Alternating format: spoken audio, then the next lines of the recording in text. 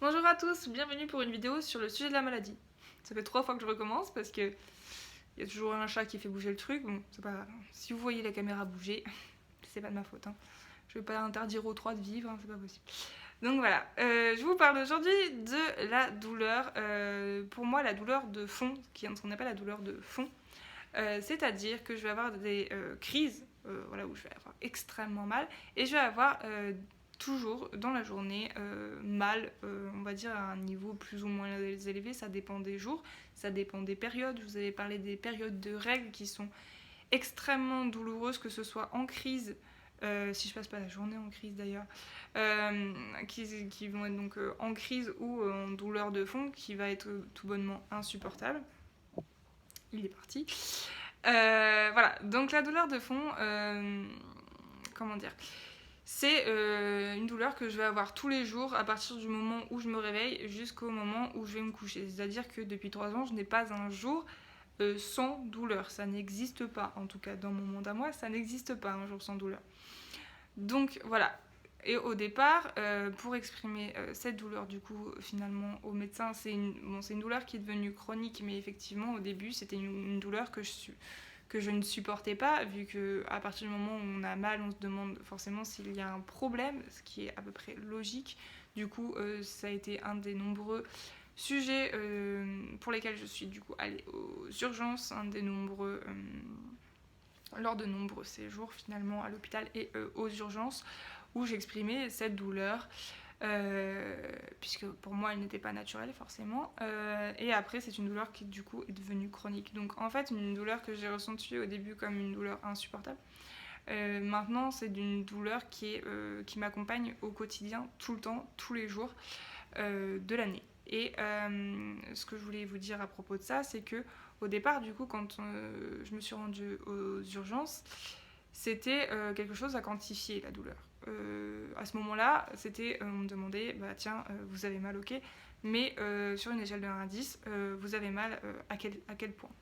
Qu'au début, je me suis dit, ok, comment quantifier une douleur, c'est tellement subjectif, ça varie tellement d'une personne à une autre. Comment fait-on pour décrire la douleur, pour dire, écoutez, je sens qu'il y a quelque chose qui ne va pas avec mon corps, ok, des fois c'est supportable, mais non, j'ai pas envie d'avoir mal tous les jours de ma vie, en fait, ce qui est à peu près logique.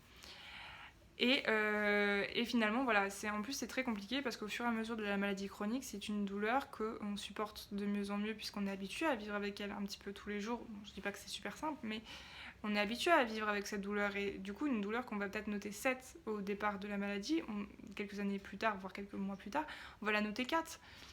Donc finalement, quand on arrive aux urgences et qu'on dit oui, bon, ça va, mais c'est comme d'habitude, on va dire oui, mais attendez, comme d'habitude, ça veut dire quoi pour vous? Ça va être compliqué à expliquer, à quantifier. Il faut savoir aussi qu'il y a des centres antidouleurs en France pour lutter contre les douleurs chroniques. Il faut savoir que moi j'ai eu une expérience pas très heureuse avec le centre antidouleur. Et à ce moment-là, on m'a demandé effectivement de pouvoir décrire ma douleur, et je me suis rendu compte que c'est très très compliqué à faire. On me dit, est-ce que ça vous fait comme si on vous poignardait, comme si voilà, ça brûlait, comme si ça tordait, comme si... Alors des fois j'ai envie de dire tout ça en même temps, mais bon, c'est très très compliqué de dire juste, au lieu de dire j'ai mal, de dire bah tiens, ça me fait ça à tel endroit, tiens, voilà, ça me fait... Alors voilà, il y a pour moi une image pour l'endométriose, c'est vraiment l'image des aiguilles qu'on te plante dans l'utérus, dans le bas du ventre, quoi. Ça va être ce genre de choses. Ou quand j'avais très très mal au début, où j'avais mal aux articulations, je disais que ça faisait comme un peu comme si on me broyait avec une pince les articulations. Enfin, ce genre de choses, mais c'est extrêmement difficile. Essayez 2 secondes quand vous avez mal, voilà, quand juste vous mettez le doigt dans une porte, ou enfin voilà, des choses comme ça, on va vous dire, bah tiens, qu'est-ce que tu ressens? C'est quoi ta douleur? Juste, j'ai mal. Sauf qu'à un moment, ça n'a pas suffi de dire juste j'ai mal. Il a fallu donner d'autres symptômes, d'autres signes, d'autres choses pour quantifier la douleur, pour pouvoir la décrire. Ce qui n'est pas si évident, vous en conviendrez, au départ. Donc voilà, la douleur de fond, Ça va être aussi quelque chose qui vient s'installer, on va dire insidieusement, puisque le corps a tellement l'habitude d'avoir mal en fait au fur et à mesure des mois que on va pas se rendre compte, des fois on se rend même plus compte qu'on a mal tout le temps, sauf qu'à un moment le cerveau se fatigue, le corps se fatigue. Forcément la fatigue la douleur c'est quelque chose qui fatigue le corps énormément. Ça me paraît assez logique, mais voilà. Nous, on va avoir l'habitude de souffrir, etc. Mais le corps va fatiguer beaucoup plus vite, forcément, puisqu'il a beaucoup de choses, d'informations à gérer. Donc, ce qui fait que parfois, je ne vais pas pouvoir rester debout parce que mon corps va me dire, ok, là, stop. Voilà, j'ai trop souffert ce matin ou cet après-midi, à n'importe quel moment de la journée, où le corps va se dire, bah tiens, là, il y a trop de choses à gérer, je comprends plus. Et c'est comme ça après que ça a créé aussi du coup la troisième maladie. En fait mon cerveau était trop fatigué de souffrir tout le temps et du coup ce qui fait que ça a déréglé en fait. Euh, Comment vous expliquer? En fait, au bout d'un moment, mon corps, à force de trop souffrir, mon cerveau ne comprenait plus ce qui arrivait comme information. Du coup, maintenant, il surinterprète un petit peu tout ce qui lui arrive, ce qui donne des symptômes, comme je vous l'avais expliqué dans la vidéo sur la fibromyalgie. Ça donne des tas de symptômes, d'autres symptômes, parce que mon corps a trop souffert et on n'a pas compris ce qui se passait et surtout, on n'a pas réussi à me soulager. Parce que du coup j'ai des antidouleurs tous les jours pour rendre la douleur, on va dire à peu près supportable, ça dépend des jours. Des antidouleurs, c'est pas miraculeux en fait. À partir du moment où voilà, il y a une période où j'étais sous morphine et je souffrais quand même, la douleur était quand même présente, donc tout ne peut pas être résolu que avec des antidouleurs. Après, c'est une question que vous devez aussi aborder avec votre médecin. Il ne faut pas rester forcément tout le temps à souffrir. C'est pas du tout une bonne idée. Mais aujourd'hui, j'ai des antidouleurs, je voulais dire, en gouttes, ce qui fait que c'est moi qui quantifie ce que je prends comme antidouleur dans la journée. Et surtout, j'ai arrêté tout ce qui est morphine, etc.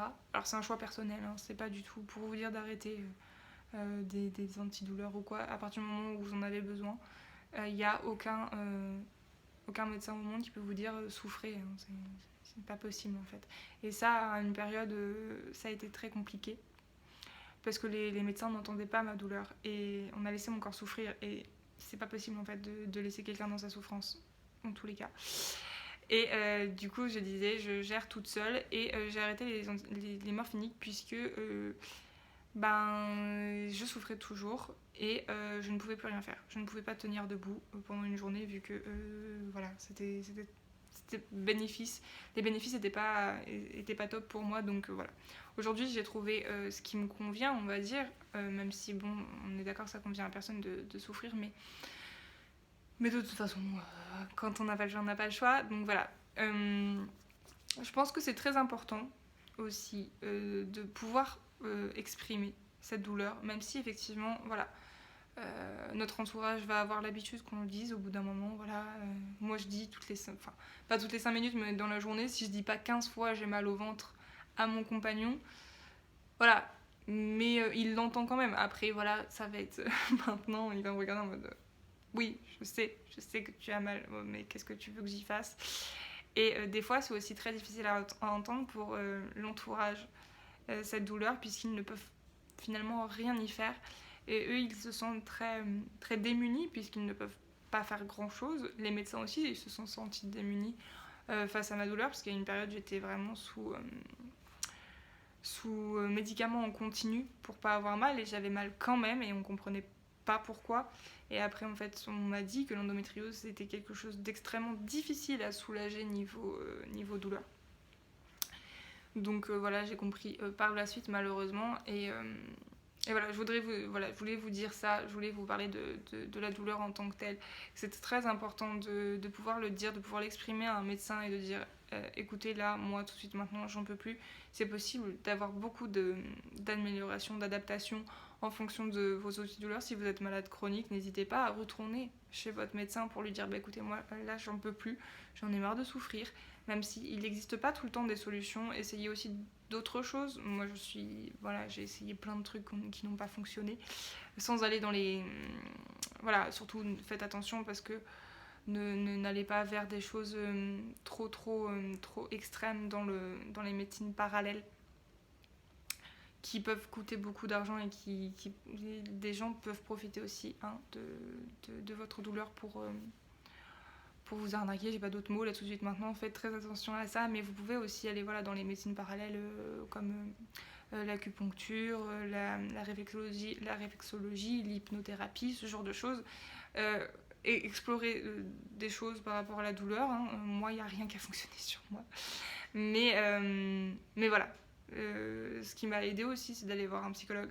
Je vous en ai un petit peu rapidement parlé. Je ferai une vidéo sur les psychiatres et psychologues que j'ai vu un petit peu pendant tout mon parcours médical. Ça ne s'est pas toujours bien passé, on est d'accord.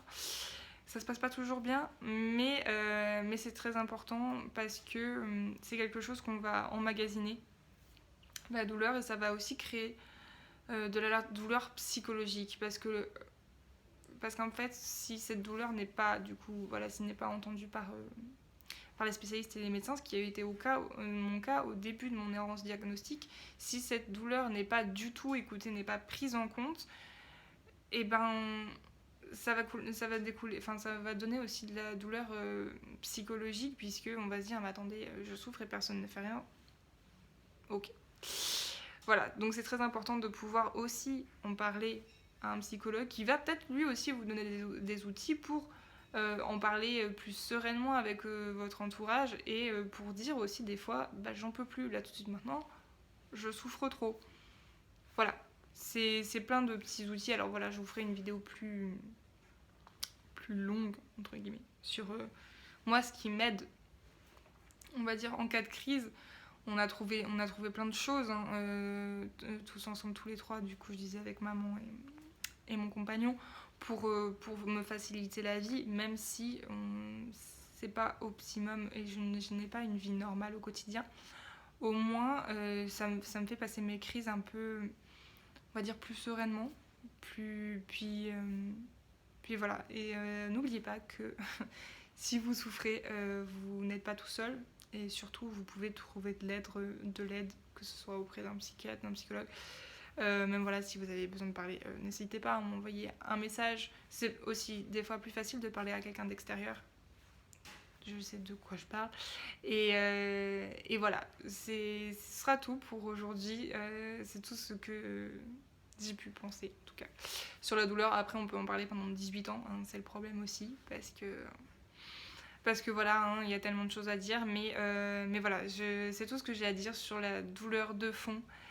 Et en tout cas, je vous fais des gros bisous. La semaine prochaine, normalement, vidéo sur les livres. Et après, je pense que du coup, je ferai une vidéo sur les crises en tant que telles. Et ce que ça implique, évidemment, parce que sinon, c'est pas drôle. Et puis voilà, et puis pour vous laisser, je vous mets une image de chat. Parce que ça fait toujours du bien, une image de chat. Ruby! Regarde. Bah non, tu peux pas regarder. Bisous, bisous. Allez, bisous à tous.